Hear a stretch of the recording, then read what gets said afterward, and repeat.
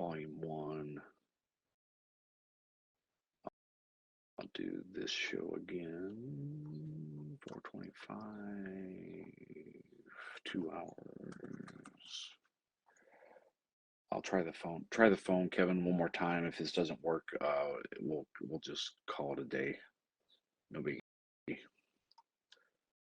Lay down, Sally.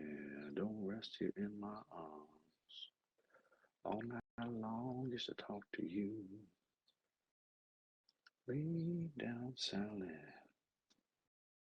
Kathy, I know this works because I got Kevin on here yesterday with his buddy Jay.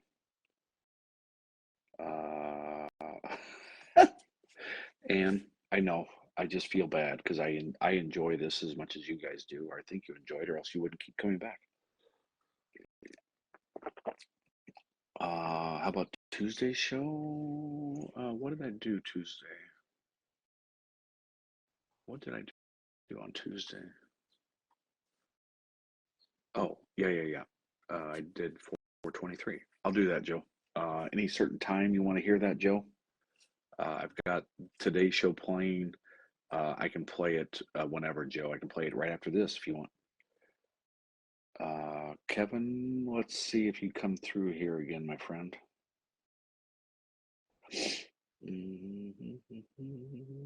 Kevin Farrell, add.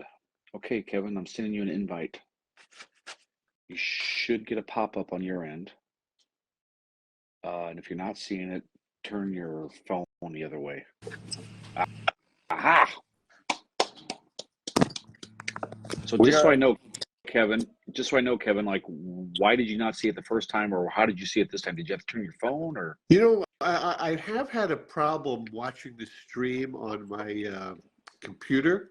So I usually watch it on my phone, but then comment on the laptop. It is. That's weird. It's weird, yeah. All right. Hang on a second. I gotta get these comments out of the way here. Sure. Okay. Mr. Farrell, I've known Kevin for a long time through E Street Radio. We're both mutual friends from E Street Radio on Sirius XM.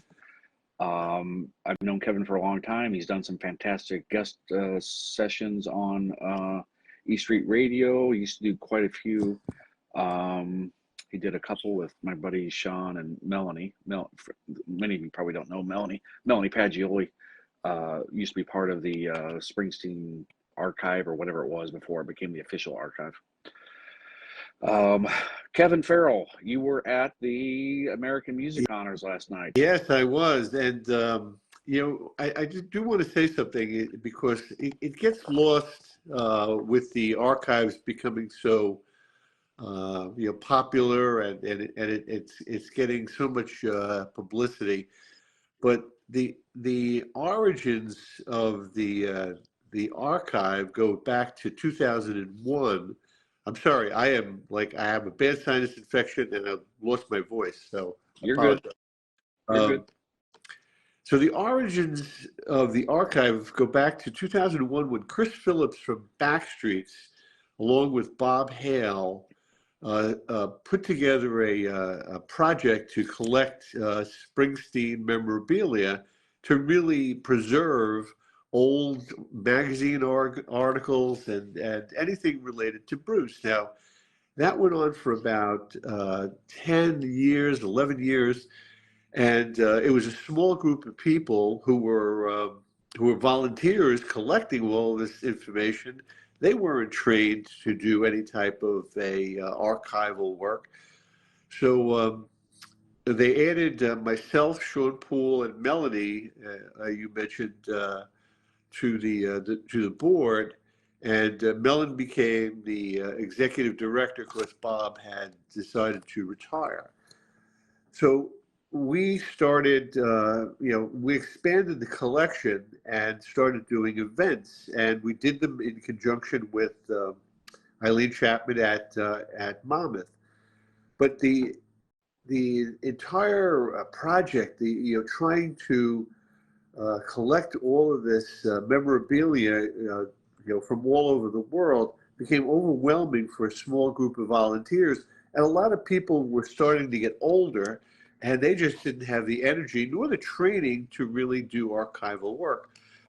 So the decision was made to gift the collection to Monmouth, I think in 2017. And so Monmouth took the collection, and Eileen Chapman, who was basically our coordinator, and Monmouth also at one point, this is a longer story than this, but Monmouth at one point was chosen as the location to house the collection. So at I guess in 2017, about 30,000 items were gifted to Monmouth, and then Monmouth then took and ran with that, and Bob Santelli got involved with Eileen, and Bob approached Landau and Bruce and said, "We want to do this, this archive." And Bruce came back and said, and this was actually one of Bruce Santelli's speeches last night, is that Bruce said, I don't want an archive just for me because I'm only a small part of American music. So they decided to do the Center for American Music and the Springsteen Archives, which is basically most of the items that were gifted by the original Friends of the Springsteen collection. So that gets lost in, as time goes by, and it's kind of sad because the people who really started this whole thing really don't get any type of recognition, and I feel badly about that. But that small group of people who were back in 2001 with maybe 5 or 6 people, this thing has now grown into a multi-million-dollar building, and events like that happened last night. And to people like me who were involved, I've been involved for about 12 years with the original collection and now with the archives. It is amazing to see, what has happened and how it's grown into this amazing, organization. And Santelli has done a great job. It's funny. Bob and I grew up a half a block from each other in West New York, New Jersey. We just found this out a couple of months ago. He lived down the block on the same street, and he went to the public school at the bottom of the street, and I went to the Catholic school at the top of the street. We had a mutual friend, but we didn't know each other. It was amazing we found that out. Well, anyway, Santelli and Eileen Chapman have done an amazing job taking that basic, archival work that was done by a small group of volunteers, and now you're coming up with events like the American Music Honors, and it was really spectacular. I did grab the basically the I would say set list or the program. Yeah, it's not even a program. It's more like I think it was being used by the guys that were doing the board. First of all, Monmouth did an amazing job. The Pollock Theater maybe holds. You've been there, right, Ryan? The Pollock Theater. I've been there. Yeah. I think it holds maybe 2,500, 3,000 people. So it's a really small, intimate theater, and they had a very high level production. I mean, lights, the sound was amazing. They really did an amazing job. I'm not sure who really coordinated all of the technical parts, but it was amazing to see in a small theater the professional setup that they had. So there was an event, a cocktail hour reception, which I was not able to go to because I was working at the theater most of the time. And so there was this a reception initially, and it was mostly for high rollers. I mean, some of these people were paying like $100,000 to in crazy numbers to attend this. So there were a lot of VIPs, a lot of people who were donors, a lot of Monmouth University folks there. a lot of kind of Jersey Shore rock royalty, people who probably are not known outside of the Asbury Park area, but like Bobby Chermside, who was a road manager for Bruce at one point. He was there. I ran into Warren Zanes. I've known Warren. He was originally the director of Teach Rock, and my son uses the Teach Rock curriculum. And what was great is I was talking to Warren about the book that is being turned into a movie, and he is just ecstatic. I told Warren he should be playing Bruce, not anybody else. And he said, that would be a great idea, but I don't think they're going to cast me. But he would be a great Bruce. He really would be a great Bruce. For those of you that don't know, Warren Zanes is an author. He was actually a musician back in the 80s. Del Fuegos. He was in a couple bands. Del Fuegos. Del Fuegos. Yep. But he wrote an excellent biography of Tom Petty. And, of course, he wrote the book about Bruce in Nebraska, which is being turned into a movie. It's being turned into a movie. And so they were, and John Eddy, who's the local rock guy here, a lot of high rollers. And then Eileen always does a good job bringing back people who have been involved with the Asbury Park music scene for many, many years. So I'm trying to think who else was there. Well, Governor Murphy was there. Brian Williams hosted. So Brian Williams from MSNBC, NBC. He was there. There was, I'm trying to think who else. There were a lot of local celebrities, I would say, and a lot of high rollers. So I'll go through the, if you want, I can go through the set list or the program itself.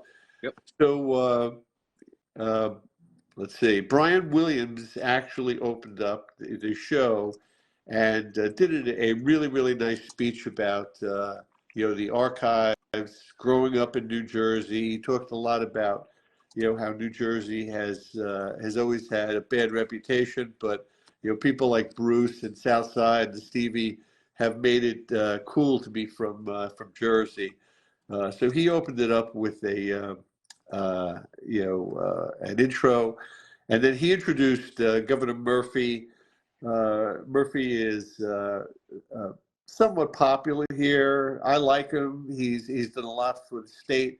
And he talked a lot about the impact of the archives and what was happening, not just for Monmouth, but for Monmouth County and also for the state, and the amount of tourism that's expected to come in with this new building. And Ryan, have you seen the prototype or the mock-ups of the building? Yeah, I've seen it. Yeah, I could send that to you. Yes, please. It is actually a very cool design. It's supposed to, emulate the Jersey Shore boardwalk, and it's very modern looking, and it's going to be in a great location on the campus. So Murphy spoke about that a little bit, and then Murphy introduced Bob Santelli. Santelli spoke a lot about the archives, a lot of what I was just mentioning. Did not really go back and mention the origins of the archive, but that's okay. But he spoke a lot about the archives, the plans for the future, the new building, and then I'm going to go through. Then Brian Williams came back and did an intro to Darlene Love, and Darlene Love did an amazing speech inducting Mavis Staples to the American Music Honors, and she went through Mavis Staples' history. I didn't really realize that she started singing at 9 years old, and Pop Staples. She just put the kids together and they put them together. Old. She's 85 fucking years old right now, and so. So she gets up on stage, and they had all the honorees pretty close to the stage. You had to walk up the stage. So she gets up and she's doing her acceptance speech, And she goes, "Excuse me, I'm 85 years old. I'm a little out of breath walking up these stairs." But she went through the whole history of her father, growing up in Chicago, and just the history of how the Staple Singers came about, and it was a very short speech, but from the heart, very, very, very amazing. So then she actually, by the way, the Disciples of Soul were the house band. So they were out there, and Stevie's regulars were all there. Eddie Manion was there. Anthony Almonte was there. Anthony has played with Bruce in the past, and so they were the house band, and so they were playing in between intros, and so Mavis Staples did "If You're Ready" with the band, and I tell you, for 85 years old, she was amazing. Her voice is still so good, so good. I actually saw her last year here in the little town close to me, and she put on an hour and 15-minute show. And like for being an 85-year-old lady, like she could still sing and belt it out. And she put on a great She show. doesn't have the stamina, but you could tell that she has this passion, and it comes through in her music and her voice. So after Mavis's performance, Brian Williams came back and he did an intro to Steve Van Zandt, which was very funny because Brian Williams grew up a half a mile from Steve in Middletown, New Jersey. Now, Steve was born in Massachusetts. Not too many people know that. And actually, for some reason, I don't remember where this happened, but when Steve mentioned that he was originally from Massachusetts, Bruce said, "What?" And he said, "I thought you were Jersey through and through."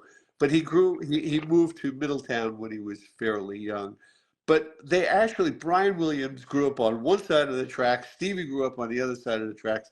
They talked a lot about Steve's growing up, or his basic passion for music and preserving music, the Teach Rock program, all of the activist things that Steve has done over the years, and he did a really, really nice intro to Stevie. And then Stevie came out and he inducted Dion. Now, again, Stevie has an amazing knowledge of rock and roll. And so he went through Dion's history. And Dion has,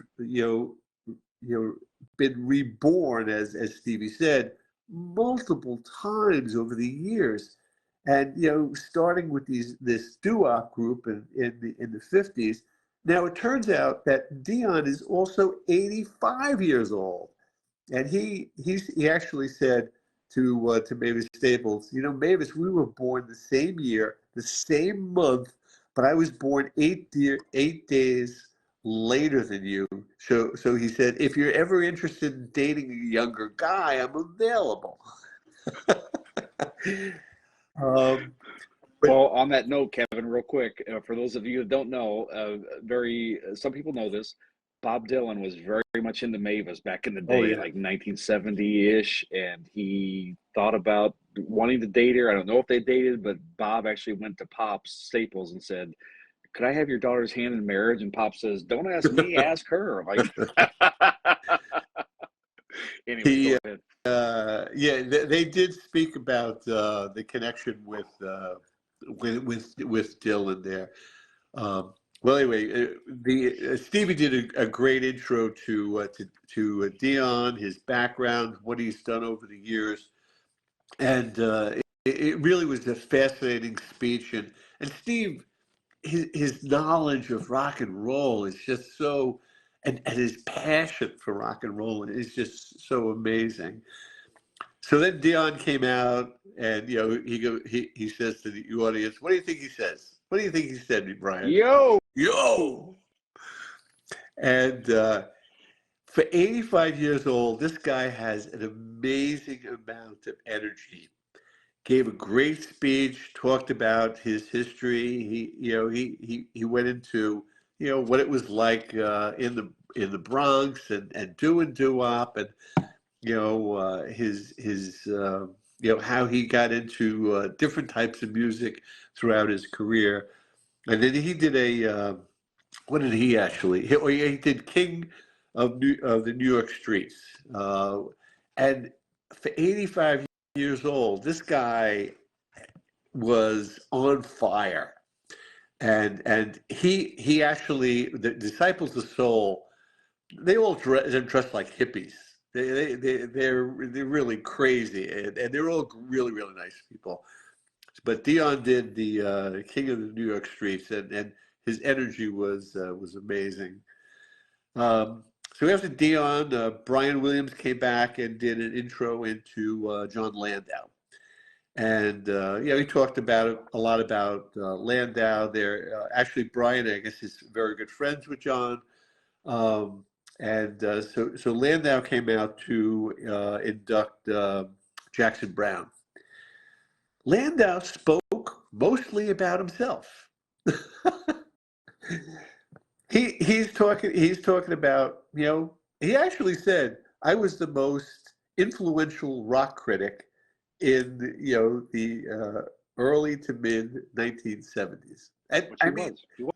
true, but he made it very, very clear.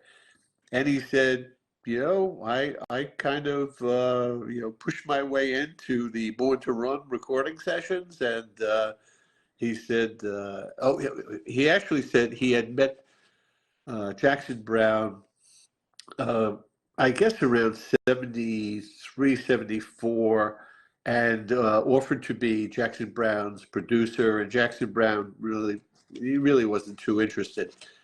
But Landau said, listen, after Born to Run, he goes, I felt I had a little bit more to offer. So I went back to Jackson Browne, and he gave him an offer he couldn't refuse. And he actually said to Jackson Browne, you got to stop this mopey music. You need to be more upbeat. You need to use more snare drum. And so he became the producer on The Pretender. Now, I never knew that the reason that Jackson Browne changed his music from, Late for the Sky or Saturate or Everyman into The Pretender. It was, similar to Bruce when he went from, say, Darkness, from Born to Run the Darkness. There's always these transitional type of records, and Bruce has done it throughout his career. We can get into that at another time. But that transition from Late for the Sky into The Pretender was pretty extreme for Jackson Browne.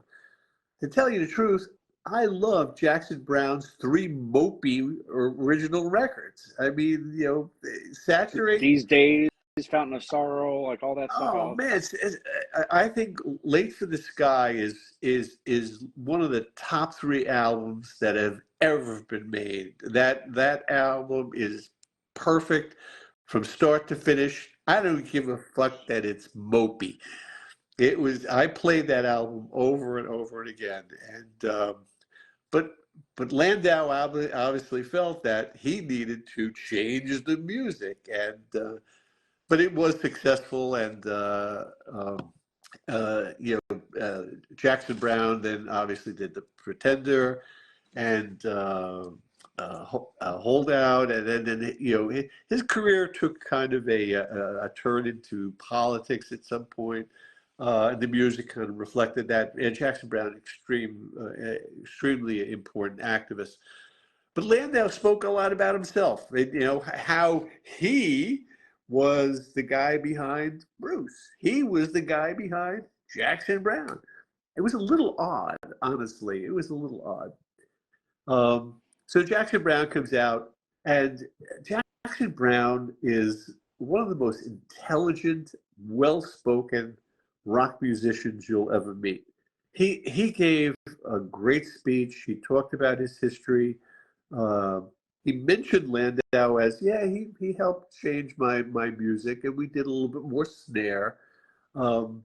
but he actually went into almost, I wouldn't say a political speech, but more of the state of the world and how his music in the 70s, he was trying to make a point, and he was saying, we really need to think about what's happening in our country today, and it was very much from the heart, but such like an intellectual conversation, not like real highbrow, but just something that he was trying to relate to, the issues that we're actually dealing with in this country now, and he is obviously a very important activist. The one thing about Jackson Browne, like I've been a fan. I think I said, did I send you yesterday the Capitol Theater show? Maybe I don't think so. So I actually saw Jackson Browne. Jackson Browne is one of my favorites. I mean, him and Bruce are 1 and 1A. But I saw Jackson Browne back in the Capitol Theater in Passaic, New Jersey, 1974. And, he only had a couple albums at that point. And, the shows were short, but like his performance was amazing. Then I saw him a couple years later in 76. Now, this is an amazing coincidence, but I think it was October 15th, 1976. I just kind of remember the date. And he played the Capitol Theater in Passaic, and I went to see him, and that's what Late for the Sky was out at that point. And hearing those songs live, I think the first song that he played in that 76 show was These Days, and from those opening chords is just like an amazing show. I'll send you the link to that. It's Okay. now. Speaking of ironies, just before you sent me, for those of you that are watching, Kevin sent me a notice yesterday that Bruce Springsteen with Steel Mill played at Monmouth University, Right. April the 24th, 1970. And I one of the songs I'm playing in today's set is one of the songs from that night. But it's like of all the dates, here we are, 54 years later. I'm glad you reminded me of that. Yeah, so I had this ticket stub from 1970, right? Was it 1970? Yes, 1970. Yeah. And it was the exact date. In Wait, were you there? No, it just happened. Okay. Okay. I'm kind of a collector, so stuff like this I may have. I have my own archive, put it that way. But to think that he played on the steps of the Great Hall where the reception was, which is basically a few feet from the theater where this thing took place last night. But the amazing coincidence that it was 50. It's a coincidence. I think there's sometimes that Bruce has somebody that knows some of this stuff. Sometimes it's like, hey, maybe we should do this on. You think it's just totally coincidence total that happened? Coincidence because okay, there was another coincidence when he was at Monmouth, and I mentioned it to Santelli, and it was like a connection. I said, Bob, do you know that this happened on such and such a date? And he goes, no. So he mentioned it to Bruce, and Bruce said, Bob told me this? I have no recollection of this. So the fans know this stuff, but Bruce. Bruce really doesn't really. I don't. He has enough in his head right now to instead of keeping his memorabilia stuff going. So Jackson Browne, I thought he looked a little frail. He's a little. I think he's a year older than Bruce, but I'm sorry. I'm still. I haven't had a cup of coffee yet, so my mind is all over the place. You're doing fine. So in October of '76, I saw Jackson Browne at the Capitol Theater, and then amazingly, 2 weeks later, I saw my first Bruce show in New York City at the Palladium. And so I saw Jackson Browne and Bruce in 1976, just as they were getting so popular, within a couple of weeks of each other. And I mean, my first Bruce show blew me away. I mean, he played Rendezvous, and I think that was the song that stuck out to me. Is like, holy shit. I mean, I was a fan, but seeing him live for the first time was amazing. And this is after coming off of a Jackson Browne show where I just, a big Jackson Browne fan, him Leighton for the Sky, and these days, that 2 week period in '76 was really kind of amazing. I'm really dating myself with all this stuff. Most of the people listening to this are probably weren't even born in 1976. So Jackson Browne came out. Brian, if you have to go, I'm trying to go through the list No, quickly, you're but fine. I'm getting sidetracked with my own stories. So he came out and he did The Pretender, and he did a great job. Him and again the Disciples of Soul, they have the ability to transition into any type of band or music, and went from a Mavis Staples to a Dion song to The Pretender, and he brought the house down with that. He was. Yeah, there's a lot of Jackson Browne fans in Monmouth County, and if he plays down here, he always sells out.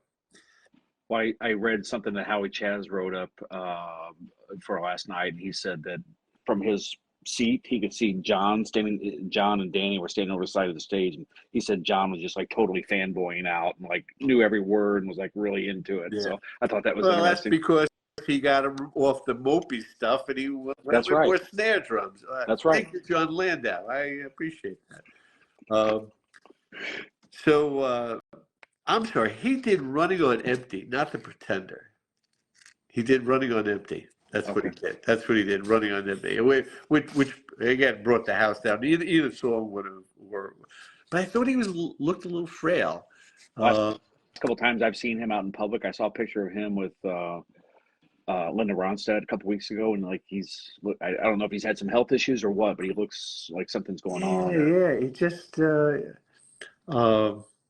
He just didn't look. I mean, I've seen him so many times at concert. He almost looks like he's shrunk. I always thought he was much bigger than Bruce. Bruce looks bigger than him now. Well, that says something because Bruce is not a big guy. No, not at all. When they were all on stage, Mavis Staples is maybe, if she's 5 feet, but when you see Mellencamp, Bruce, and Jackson Browne, they're all about the same size. And to us, these are larger than life people. You see them on stage, and they're 5'8". It's funny. All right, I'm going to finish this up quickly. So then after Jackson Browne, Brian Williams came out and did a total fanboy thing for Bruce. I mean, they are good friends. Their families get together. He talked about his love for Bruce, and he didn't talk too long, but it was just this a fanboy thing totally. And so Bruce comes out. Obviously, the place goes crazy, and so Bruce inducts John Mellencamp. And he did a really, really nice job going through Mellencamp's career. And, he said, I don't know if most of you people know this, but, John Mellencamp really just wanted to be a painter. He didn't want to be singing in a rock and roll band. He wanted to paint. And he is a painter. I guess, I don't know if everybody knows this, but, and he actually said that he's done a painting with Bruce, which that came up when the first relationship with them, they've had some relationship, but not a whole lot. But 3 or 4 years ago, Bruce flew out to John's studio or house out in Bloomington area, and John asked Bruce to play on 2 of the songs, which were "Wasted Days" and Right. One other song. But anyway, John took Bruce into his studio, and he's got a huge, nice studio. Paints all the time. He's had exhibits. He's had paintings all over the world. But him and Bruce, I guess, worked on a painting together, and I guess the idea is at some point in time they're going to raise some money by selling this.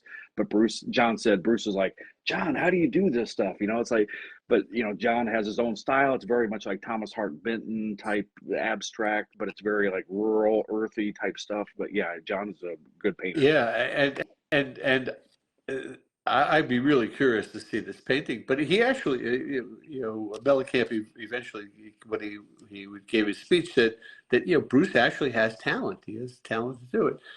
but he went through Mellencamp's career and his accomplishments, and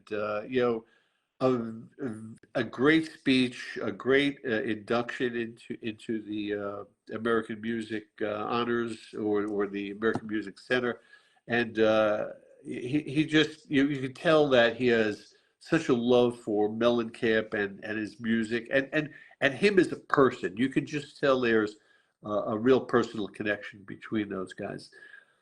So Mellencamp comes out and he has like no notes. He is like off the cuff totally. And, he says, I have no idea why the fuck I'm here. And, Typical John. John is very typical, salty, very open, very, yeah. And he lets it fly. he gave this great short speech. And so he goes, I guess I'll do a couple songs, okay? And, the place goes crazy. So he comes out. The Disciples of Soul leave the stage. So he comes out with an acoustic guitar, and he does. He says to the crowd, "I could do an old song, or I could do a new song." And the crowd goes, "Both, both." He goes, "You want me to do two songs?" So he did Jack and Diane, and then a great acoustic version of it. And then he did a short version of Pink Houses. Both it brought the house down. Absolutely, Was he by himself, or was usually when he's out, his guitarist Andy York is with him? Was he totally by himself? Totally by himself, Okay. just on stage, just him and his guitar, Okay. his acoustic guitar. So after that, everybody came out. Well, no, I shouldn't say everybody came out. What? I'm looking at my notes here. Oh no! So after he did Pink Houses, Bruce and the Disciples of Soul came back out onto stage, and they did Small Town and that was amazing. I mean, Bruce started it off.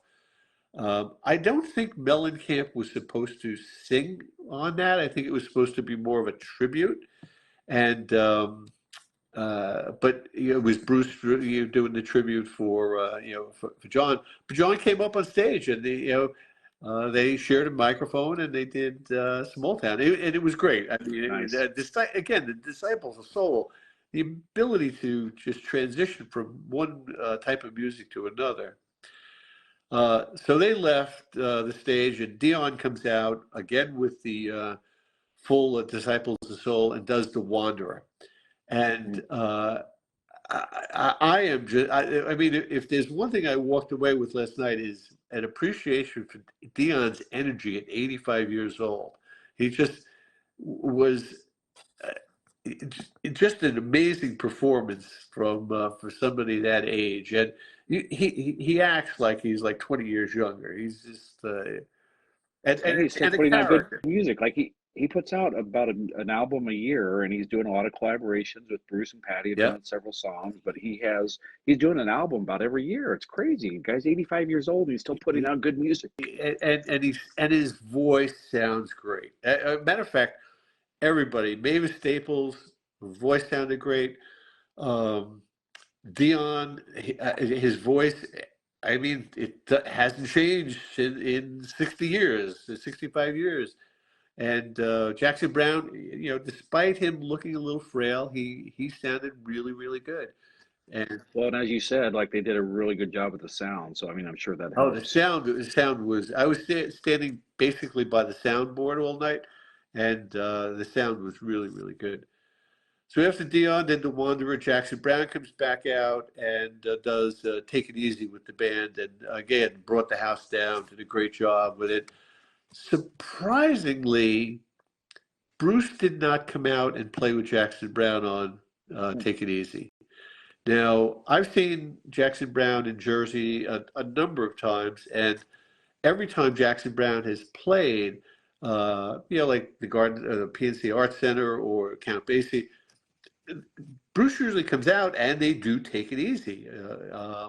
I was surprised that he did not come up on stage and And do that. I saw Bruce do in '16 when Glenn Fry passed away. I just happened to be there, and Bruce came out and first song they played was "Take It Yeah, Easy," and he was him yeah. solo. So I'm shocked that he I'm didn't play. surprised he didn't play with Jackson Browne. I really was very surprised with that. And then Darlene Love comes out and does River Deep, and again brings the house down. I mean, her voice at her age, I'm not sure how old Darlene Love is, but her voice is still amazing. And did River Deep, and with the Disciples of Soul, and with the with the backup singers from Stevie's band, it just was a great version of. I will say this, team that's out there, that if you ever get a chance to see the Disciples of Soul with Stevie, I saw them probably 3 or 4 times on his Summer of Sorcery tour. And like they went through, I mean, it was basically Steve laying out T-Rock. Like he was basically doing a curriculum for T-Rock, but he went from like the 50s doo-wop, old school rock and roll, through the 60s, through disco, through blaxploitation stuff. It was amazing. Like, and they were able to do all this stuff all at the same, and it sounded fantastic. Darlene is 80. Susan says Darlene is 82. 82. I was going to say she's definitely in her 80s, and I'd seen her at another event at Monmouth when they were actually announcing the plans for the building, and I was talking to her for a while, and just a wonderful person, just a very nice lady. But she did a great job, and she was brought the house down. Maybe the highlight of the night was River Deep, believe it or not. And then Bruce comes up on stage, and I think he was a little confused, and I was a little confused that he was going to do a couple songs, but he was not doing a Jackson Browne song. He wasn't doing a Mellencamp song. He wasn't doing a Dion song. He wasn't doing a Staple thing. He did Glory Days and 10th Avenue Freeze Out, and which is great. I mean, to see him do that in a was everybody up there? It was like Dion and Mavis, no, everybody up there, or just him? no, Just it was him and just the him and the Disciples. Disciples of Soul. I think he thought it was a little odd that here we're honoring Jackson Browne, John Mellencamp, Mavis Stable, Dion. He goes, and you can almost sense like he's saying, "What the fuck am I up here doing my song? I just did these on Sunday. I don't need to do these now." I even said to the guy standing next to me, I said, "Why is he doing Glory Days? I mean, maybe with all the honorees." Right, that's what I was thinking. That would have been great. 10th Avenue, you're not going to do it with Mellencamp and Jackson Browne. That I could see Glory Days, but he did these 2 songs. I think he was confused. I was confused. The audience didn't give a shit because they wanted to see Bruce play 2 songs in a 3,000 seat theater. But it was a little odd, nice. I mean, it was a nice surprise, but a little odd. And then they brought everybody back out. Again, the sequencing was a little strange. So Bruce does these 2 things. If you're going to end on 10th Avenue Freeze Out, right? That's a great way to end the show. So they bring everybody out, and so Mavis Staples on stage, Dion, Jackson Browne, Mellencamp, and they do "Will the Circle Be Unbroken?" So I guess it's a Christian hymn. Well, I'll say this: Mavis, the Staple Singers. That was one of the first album that they really did. That was included on one of their very first albums. Right, right. But it's an old Christian hymn, I think. Correct. Right? Correct. Yes. Yes. I should have looked that up before I came on, but it was like a very much of a almost a gospel type of thing going on there. Mavis obviously opened it up, started singing. Bruce got involved, and then everybody was doing a chorus. Everybody except Jackson Browne. I don't remember him doing any of the song itself. But it was basically Bruce and Mavis Staples going back and forth with actually Darlene Love was on stage at that point too. So the show ended with "Will the Circle Be Unbroken," which was a nice way because it got everybody on stage. But again, you know, I'm not. I shouldn't be critical because it was an amazing night to see everybody, being inducted into the archives. But it was a little odd sequencing at the end of that show. I don't know why it was done that way. But overall, I mean, I have not. What time did it start? What time did it end, roughly, Kevin? Do you know? Well, I got home at 1:30. Now, I had to hang around afterwards because we had to make sure all the VIPs were out of the building, and then I had to coordinate some other stuff. So I got out of there a little later than most people. I got out of there about after 1. I would say, let me see what it says on the sheet here. I think it was supposed to end around 11, but I think it ran longer than that. I really didn't pay attention to the end of the show. My guess it ended at about 11:30. But then, when they finished the last song, all of the artists were just hanging out on the stage, and they were just like talking to each other, and the band was talking. And the crowd starts filing out. And I thought it was a little odd. Here's your opportunity to walk up to the stage. I couldn't do it. I had some responsibilities that I couldn't go up to the stage. And so everybody's walking out, and there's maybe, I would say like 50 people kind of went down toward the stage. All of the artists were just hanging out, talking to each other. It was just like this informal gathering.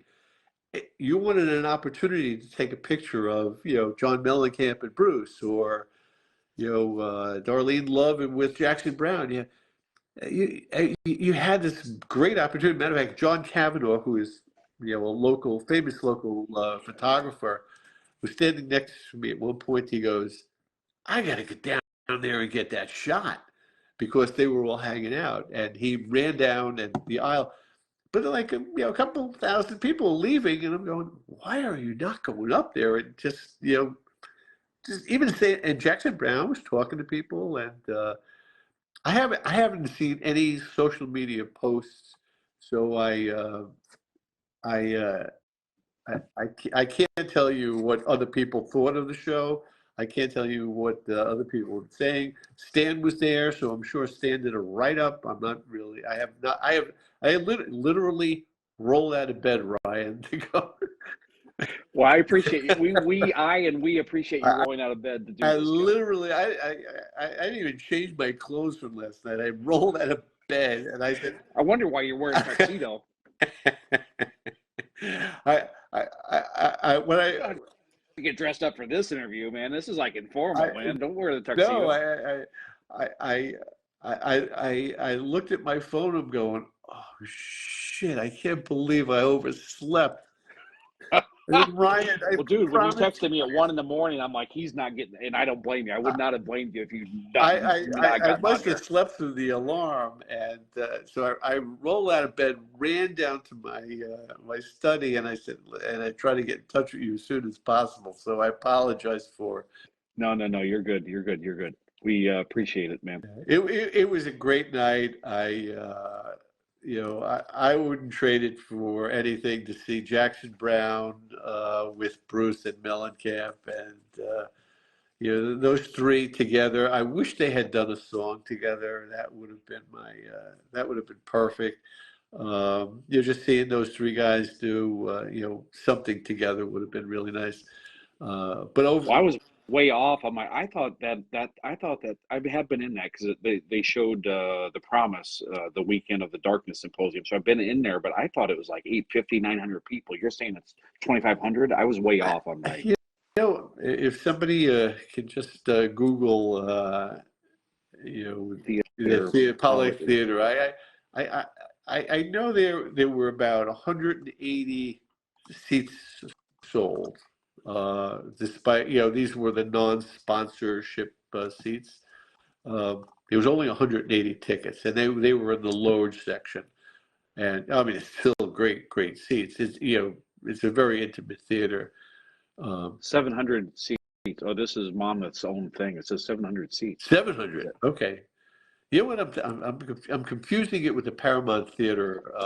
That's what I was, when you said 2,500, I was like, wait a minute. Right, right. So here's something like, if, I mean, just between you and me talking, in my opinion, means nothing.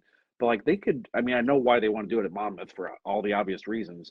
But shit, they could do it at the Count Basie, and they'd probably sell the place out, with just the public, much less all the VIPs. Like they could make a lot of money off of this if they would just do it somewhere else, maybe next I, year I, going I forward. I think what they're trying to do is the new building, the archives building, is going to have performance space.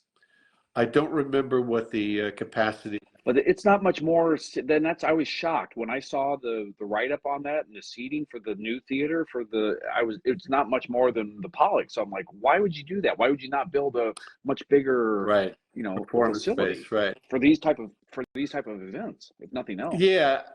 The other thing is that I said to Santelli and to Eileen Chapman actually last week. And somebody had recommended this. I think maybe on your feed here.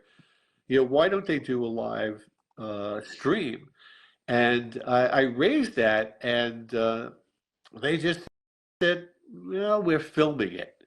And I said, "All right, well, what are you going to do with the film?" And Eileen alluded to the fact that there could be a PBS special. So I think they like the fact that it's in an intimate setting, and they want to keep it very intimate. I think also it's part. Kevin, I just looked it up. The theater, it's even smaller. Like I thought it was just it's 230 seats. Like that just blows my mind. It's 230 seats. No, no, I That's think what it says in here. It says really. a 230 seat state of the art theater. I mean, that's on their own release. I thought there was. Okay. I have the plans. Okay, if you find out something different, let me know. But that's what it says here on the Yeah. website. The idea. Well, the original idea when I was before this everything got gifted to Monmouth, we had talked about like a couple thousand seat theater that would go complement the archives and exhibit space. But I'm surprised it's that small. I'd have to go back and take a look and see. I don't know. I don't remember. You bring up a good point, though. For years, I mean, Melanie and you and Sean and the other people and student volunteers, like you guys were doing yeoman's work on, what was the original archive. Well, when we did the first events, we had Springsteen and I was the first screening ever.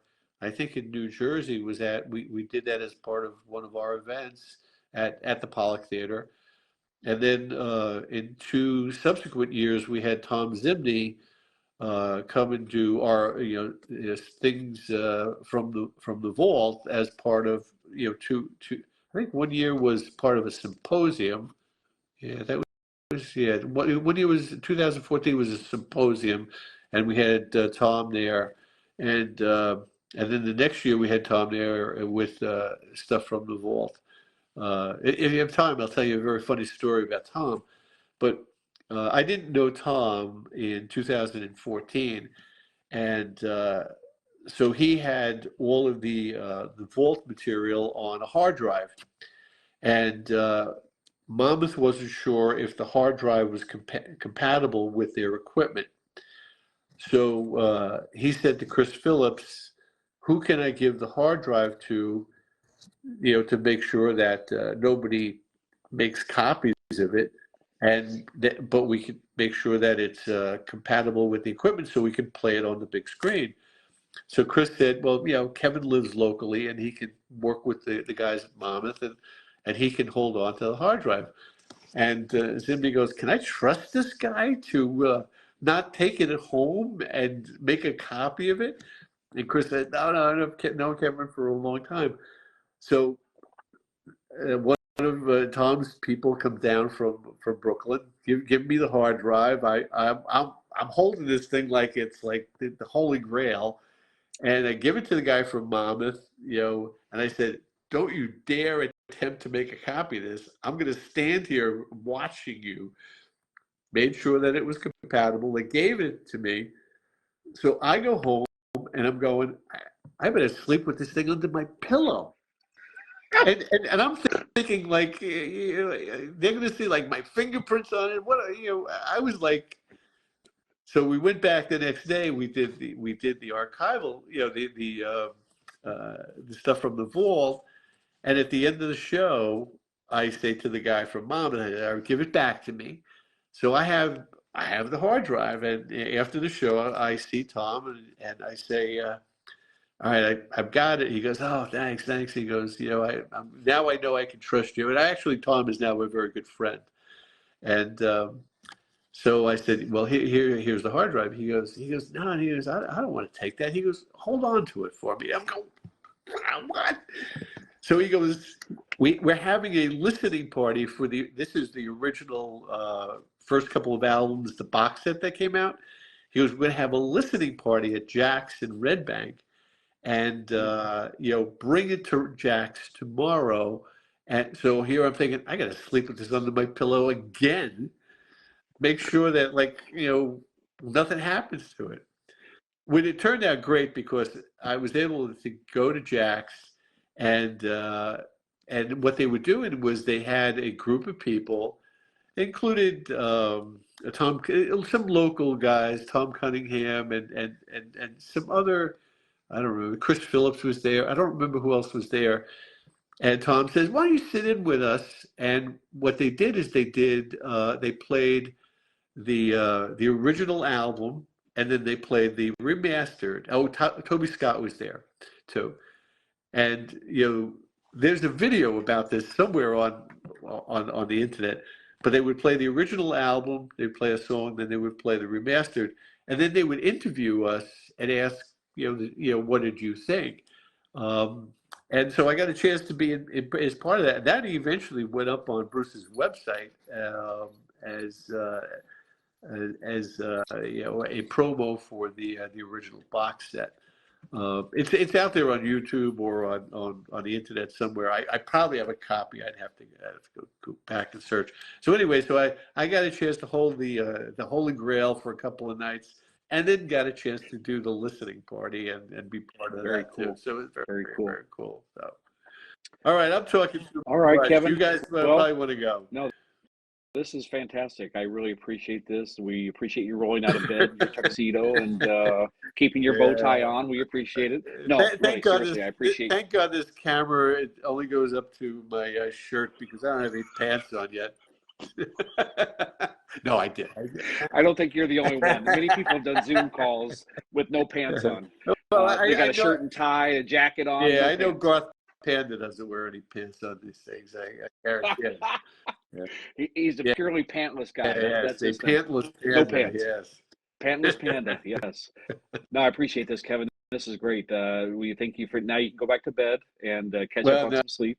No, I'm not going back to bed. I'll sleep all day. I got to stay up. I got to get some coffee though. I should have made some coffee, but I just literally got out of bed to just get on with you before you left. No, you're good. You're good. So it was a great night. Just if you ever get a chance to see any of these performers, including the guy from Jersey, go see them. They're all great performers, and they're getting older. So you gotta take a chance to see them when they come around. You really have to. Dion, I don't think Mavis Staples tours anymore, really. She does a little bit, not a lot, but every once in a while she'll do some shows. She did say at one point, she goes, maybe, I don't remember actually who said this, but I think it was her. She goes, I'm just going to make an announcement here that Bruce and John and Jackson are putting their careers on hold for the next 4 years because they're going to be touring with me as the new Staple Singers. That's funny. That was great. I will say this: John's voice is shredded. Like the guy chain smoked literally for 50 years. He even said he smoked 80 cigarettes a day. there's times in his shows where he'll purposely let his band go off on a little riff. He'll walk over to the side of the stage, and one of his assistants will have a cigarette waiting for him. He walks over and takes a puff, and goes back, but John's voice is totally shredded. But I'll say this: other than the E Street Band and Paul McCartney's band, John's band is phenomenal. Like every player that he has in there, he had Kenny Aronoff in his band at one time, but the people he has in there now, they're fantastic. Yeah. I agree. I think they are great, and it's great to see them live. But John's voice is just not as good as it used to be. It's shredded. He smokes all the time. It is what it is. He always jokes that he always wanted to sound like Louis Armstrong. Well, he finally got there. Yeah, but he actually sounded pretty good. He was acoustic. He sounded good last night. He really was. I tell you, the one band that I always loved was Jackson Browne's band with David Lindley, Leland Sklar, Russ Kunkel. These guys were all session musicians out in L.A. And I love that small band that he had put together. And unfortunately, the last couple of times I've seen him, he's had David McCallum, the actor. David McCallum, he was on one of the crime shows years ago. He was in The Man from U.N.C.L.E. He was an actor. Well, his son plays with Jackson Browne now, and but his band is good. But the original band, I love that band. They were so good. Oh, Bev says that's Ducky on NCIS. Yes, exactly right. He passed away a couple of years ago, but his son actually plays with Jackson Browne. Interesting. All right, Kevin. Well, thank you for your time, sir. We appreciate your report. Our man on the street, on E Street. We appreciate it, and hope you have a good day. I owe you a couple of shows. I've got one show called Mixed Bag, which I've just been kind of collecting some random tracks that when I was doing a playlist, I'm going, wow, this stuff fits together pretty good. I'm going to, but I have to do the voice tracks. I have to do voice tracks. I know you've been busy with your home projects and stuff. Hopefully next week we're finished. I took an 800 square foot space over my garage, which was raw space, and I'm converting it into a dormitory, playroom, TV room for 4 of my 6 grandkids. Nice. So the 4 boys are going to be in there, and I had to renovate some space for my 2 granddaughters, and we've had a lot going on, but we're coming to the end of it. So it's been I've missed some of your shows because I have construction meetings almost every morning to make sure these guys know what they're doing. No, that's okay. You're a busy man. You got your hands full. So, all right, Kevin. Well, thank you for having me on. We'll have to do this again. We'll have to come up with another subject. We'll talk about something else. All right. We could sit here and talk for hours about music, whatever. We'll come up with something. I did see Sean last night, by the way. Oh, really? He was there for his his letters to you website. I spoke to him briefly. Have not spoken to Sean too much in the last couple of years, but he was there. So, and I'll have to go read some of the social media posts, see what people thought about the show. Have you read anything? Is it? The only thing I quickly saw, because I was looking for Stan. Stan apparently did a write-up, and I couldn't find it, but I saw Howie's, and he said it was a fantastic show. So, yeah, between Howie and Stan, there's stuff out there. And Andrea Jardel, or the woman from Sweden. Oh, Alexandra Yardval. She was with Stan. Yeah, she was with Stan. And she's such a nice lady. I spoke to her for a few minutes. I had never met her before, and told her I actually was introduced to her music by you. And she goes, oh yeah, Ryan. But I said, yeah. I said I found out from Ryan, and I said I love your music. And but I don't know if you know, but she was in Jersey, I think over the weekend, and she did a show at Danny's gallery. It's there on stream. They streamed it as But they Danny's did. Okay. Transparent. They typically stream those shows. It's there. It's good. She actually sent me dancing. She's doing a series of Bruce covers, and she's going to do an album. She's done There Goes My Miracle, My City of Ruins, and she just did Dancing in the Dark. She sent it to me on Monday because her birthday was on Tuesday. So I got the international Wow! first You get the airing of release. Dancing in the Dark Yeah. by Alexandria. Yeah, no, she It's she good. is very appreciative of you, you know, helping get her getting the word out about her music. She very She's got appreciative. a Oh, tremendous voice. I don't care if she's singing Bruce or her own stuff. Like, she's got a great voice. yeah. All right, All right, Kevin. guys. Well, thank you, sir. Have a good day. Thanks. We'll do this again, Brian. Thanks for having Take me on. care. See you, Kevin. All right. Bye-bye. Bye.